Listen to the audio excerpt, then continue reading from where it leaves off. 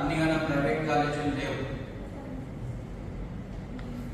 మేము ప్రైవేట్ కాలేజీల విషయంలో వ్యతిరేకం కాదు.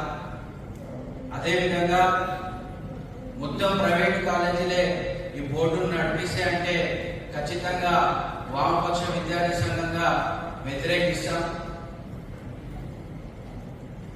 ఒక్కసారి మనం పట్టున మా దగ్గరకు వచ్చినటువంటి పిల్లలకి ఏ స్కూల్లో ఏ కాలేజీలో చదివించాలి, మా పిల్లల్ని 10th అయిపోయింది అని అంటే మాకు చెప్పుకోవడానికి ఖచ్చితమైనటువంటి ఒక ప్రభుత్వ బోర్డ్ ఆఫ్ ఇంటర్మీడియట్ కాలేజీలు మండలాల వారిగా కానీ పట్టణాల వారే కానీ ఒక్కటి కూడా గుర్తురానటువంటి పరిస్థితి ఉంది అని అంటే ఇది ఖచ్చితంగా ప్రభుత్వం బోర్డ్ ఆఫ్ ఇంటర్మీడియట్ ఫెయిల్యూర్ అని మేము మా సంఘంగా భావించడం అనేది జరుగుతూ ఉంది. అంతేకాదు ప్రతి కాలేజీలో విద్యార్థుల హక్కులను ఈ యొక్క ప్రైవేట్ కాలేజీల యాజమాన్యం హరిస్తా ఉన్నారు.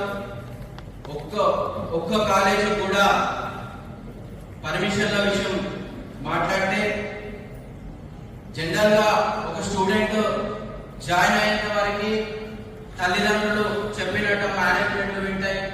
జాయిన్ అయిన తర్వాత మాత్రం ఆ యొక్క కార్పొరేట్ కాలేజీలు ఆడిస్తున్నటువంటి ఆ బొమ్మలాటలో తల్లిదండ్రులు ఒక బొమ్మలా మిగిలిపోతున్నటువంటి పరిస్థితి ఉంది.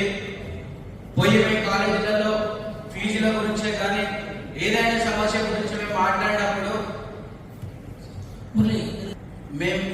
మేము అధ్యయనం చేసింది సార్. ముఖ్యంగా ఐఐటి జేఈఈ మెయిన్స్ పెట్టుకుని పిల్లల్ని పొద్దున్న నుంచి సెమీ హాస్టల్ పెట్టుకుని 8 గంటల దాకా వాళ్ళకి ఎలాంటి బ్రేక్స్ అంటే ఒక 45 మినిట్స్ మొత్తం ఆ 8 గంటల 10-12 గంటల వ్యవధిలో 45 నుంచి గంటన్నర మాత్రమే వాళ్ళకి బ్రేక్స్ ఇవ్వడంతో పిల్లలు చాలా స్ట్రెస్ గా ఫీల్ అవుతున్నారు.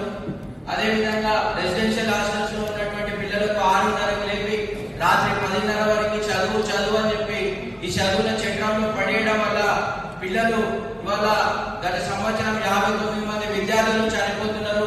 వీటి విషయంలో మేము సంబంధించిన డిఐఓలో కానీ బోర్డ్ ఆఫ్ ఇంటర్మీడియట్ కానీ అనేక మార్లు కంప్లైంట్ చేయడం జరిగింది. వీళ్ళు పట్టించుకోరు. అదేవిధంగా మాదాపూర్ మరియు మియాపూర్, బాచ్పల్లి, నిజాంపేట్ ప్రాంతంలో దాదాపు 200 అక్రమ కాలేజీలు నడుస్తా ఉన్నాయి. మాదాపూర్ కు సంబంధించి ఇక్కడే ఉన్నటువంటి డిఐఓ వెంకయ్యనాయుడు గారికి అనేక మార్లు కంప్లైంట్ చేస్తే ఆయన ఒక్కసారి కూడా వచ్చి ఇన్స్పెక్షన్ చేయలేదు. ఒక్కదాన్ని కూడా కనీసం వాటిని సీజ్ చేయడం కనీసం ఇన్స్పెక్షన్ కూడా చేయలేనటువంటి పరిస్థితి మేమైతే చూడలేదు.